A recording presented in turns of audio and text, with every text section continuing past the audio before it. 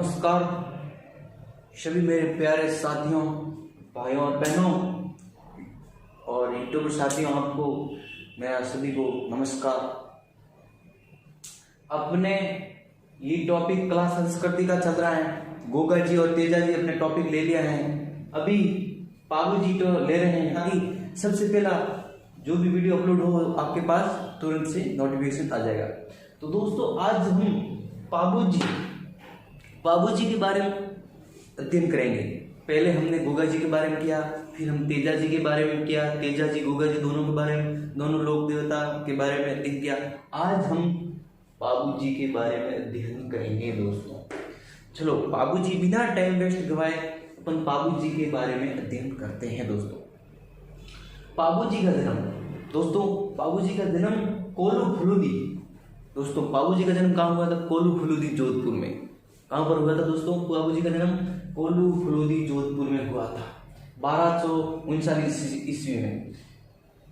कहाँ पर हुआ था पाबू जी का जन्म? कोलू फुलूदी जोधपुर में हुआ था 1239 ईस्वी में दोस्तों। NCERT सिलेबस के अनुसार 1239 ईस्वी में हुआ था दोस्तों, ठीक है, जोधपुर के अंदर फुलूदी। और पिताजी का नाम था धांजल राठौड़ और माताजी का नाम था कमला देवी। इन दोनों की कोख से 1239 ईस्वी को कोलू फुलूदी में पाबू जी का अवतरण हुआ। उसी दिन दोस्तों फिर इनके गुरुजी का नाम समरनाथ भारती था दोस्तों। इनके गुरुजी का नाम क्या था? समरनाथ भारती था। पाबू जी के गुरुजी का क्या नाम था? जो परम पूजनीय गुरुजी थे समरनाथ भारती। इनको पलंग रक्षक या ऊंटों के देवता भी मानते हैं दोस्तों। पाबू जी को पलंग रक्षक या ऊंटों के देवता भी मानते हैं। और देखो, इनको लक्ष्मण का अवतार भी मानते हैं। ये मोस्ट बात है, पाबू जी को दोस्तों लक्ष्मण का अवतार मानते हैं।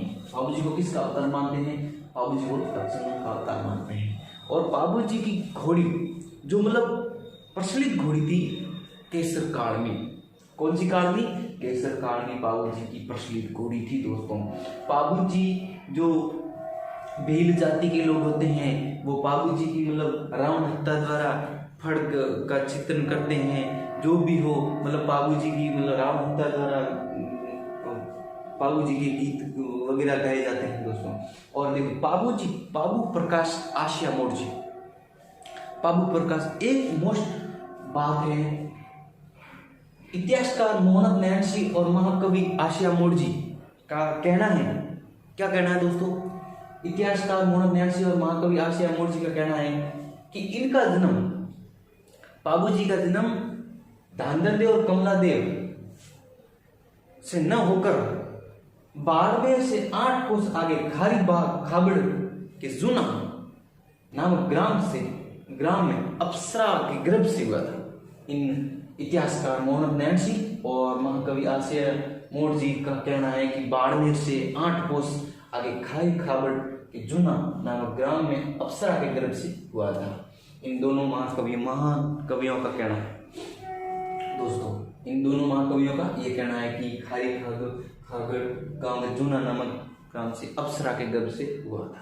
देखो, सर्वप्रथम इन पाबू जी ने ऊंट लाने का श्रेय पाबू जी को है।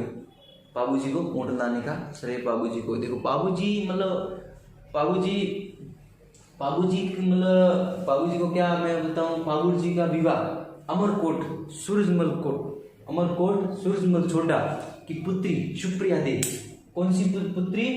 पाबू जी का विवाह अमरकोट के सूरजमल छोटा की पुत्री छोटी के साथ हुआ था, जिसका नाम था फूलन देव या सुप्रिया देव का शायद विवाह हुआ था।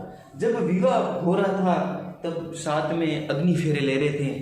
अग्नि 3 फेरे लिए और 4था फेरा लेते ही, जैसे ही फेरा लिया तब देवल सारणी वहां पर आ गई। पाबू जी की मंडप में जब फेरे ले रहे थे तब वहां पर आई और वो जिंद्रा किसी था, वो उनका बहनोई था, जायल नागुर गांव का था, जो इनका बहनोई था पाबू जी का। तो वहां पर आए, वो गाय जिंद्रा किसी देवल छाड़नी की गाय ले जा रहा था। तभी वहां उन्होंने प्रार्थना की। तीसरे फेरे में 4था फेरा जैसे लिया, वहां से केसर कालमी पर सड़कर रवाना होकर वहां से रवाना हो गए।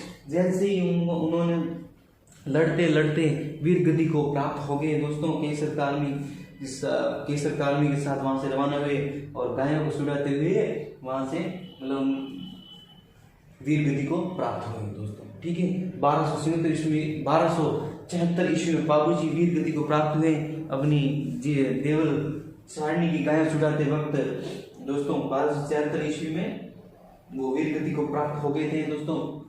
और इनका मुख्य स्थान है वो कोल्लू फुलोदी जो प्रतिवर्ष मेला पड़ता है दोस्तों। प्रतिवर्ष चैत्र अमावस्या बाबूजी का विशाल मेला पड़ता है कोलमंड जोधपुर में दोस्तों। कोलमंड जोधपुर में प्रतिवर्ष चैत्र अमावस्या को बाबूजी का विशाल मेला पड़ता है। बाबूजी का विशाल मेला पड़ता है चैत्र अमावस्या को। प्रतिवर्ष चैत्र अमावस्या को बाबूजी का मेला पड़ता है। ऊंटों को सख्त होने पर भोपिया द्वारा फड़ गई जाती है। ऊंटों के सख्त होने पर भोपिया द्वारा फड़ गई जाती है, जो होता है रावणता दोस्तों। क्या होता है? रावणता। बाबूजी के पावड़े माठवाग यंत्र द्वारा गाय चराते वक्त रबारी जाति के लोग चराए, गाय जो भी हो चराते वक्त रबारी जाति के लोग चराए होते हैं, वो अपने बाबूजी के पावड़े माठ वाद्य यंत्र के साथ गाते हैं दोस्तों। ठीक है, गुरुजी का नाम समरनाथ था, इनकी घोड़ी केसर कालमी थी। बाबूजी रावणहत्ता द्वारा पीड़ित जाति के लोग होते। बाबू प्रकाश आसिया मोड़ जी ने लिखा था, मुख्य स्थान कोल्लू फुलोदी, प्रतिवर्ष मेला पड़ता है। चैत्र अमावस्या को बाबूजी का विशाल मेला पड़ता है। और मेर मुसलमान होते हैं वो बाबूजी को पीर मानते हैं। मेर जाति के मुसलमान होते हैं वो बाबूजी को क्या मानते हैं दोस्तों? पीर मानते हैं दोस्तों। तो ये थी बाबूजी की जीवनी, और मैं इस जीवनी को वापस दोबारा से मैं रिपीट कर रहा हूँ ताकि आपको सरलता से समझ में आ जाए। बाबूजी का जन्म फुलोदी जोधपुर में हुआ था 1239 NCERT सिलेबस के अनुसार दोस्तों। ठीक है, और धांधल जी राठौड़ और कमला देव इनके पिताजी थे। परंतु दोस्तों इतिहासकार मोहम्मद नैन्सी और महाकवि आसिया मोड़ जी का कहना है कि बाड़मेर के 8 कोस आगे खारी खाबड़ के जूना नामक ग्राम में अप्सरा के गर्भ से हुआ था इनका जन्म। और बाबूजी का विवाह अमरकोट के सूरजमल सोडा की पुत्री छोटी के साथ हुआ था, जिसका नाम था पूनम देवा सुप्रिया दे। और विवाह अग्निकुंड में 3 फेरे लिए और 4थे फेरे में देवल सारणी आ गई और गाय चुराते वक्त वीर गति 1276 ईस्वी में बाबूजी वीर गति को प्राप्त हो गई दोस्तों। क्या हो गई? वीर गति को प्राप्त हो गए। ठीक है, उनकी घोड़ी का नाम केसर कालमी था। इनको लक्ष्मण का अवतार मानते हैं। बाबूजी की फड़ सबसे लोकप्रिय फड़ है दोस्तों। बाबूजी की फड़ क्या है? सबसे लोकप्रिय फड़ है। और पलंग रक्षक ऊंटों के देवता भी मानते हैं। पलंग रक्षक ऊंटों के देवता भी मानते हैं। मुख्य स्थान कोल्लू फुलोदी, प्रतिवर्ष मेला पड़ता है। चैत्र अमावस्या को बाबूजी का विशाल मेला पड़ता है। मेर मुसलमान इन्हें पीर मानते हैं। मेर मुसलमान इन्हें क्या मानते हैं दोस्तों? पीर मानते हैं। बाबूजी की पावड़े माठ वाद्य यंत्र के साथ रबारी जाति के लोग सरहा समय गाते हैं दोस्तों। ऊंटों के चस होने पर भोपिया द्वारा फड़ गई जाती है रावण हत्या द्वारा। कौन से हत्या द्वारा? रावण हत्या। मारवाड़ में सर्वप्रथम ऊंट लाने का श्रेय बाबूजी को माना जाता है। मारवाड़ में सर्वप्रथम ऊंट लाने का श्रेय किस लोक देवता को मानते हैं? बाबूजी को मानते हैं दोस्तों। तो चलो आज की क्लास यहीं समाप्त करते हैं दोस्तों, और इंतजार कीजिए नेक्स्ट क्लास का। इससे पहले आप इस क्लास को शेयर करना न भूलें, कमेंट करना न भूलें। जय हिंद, जय भारत।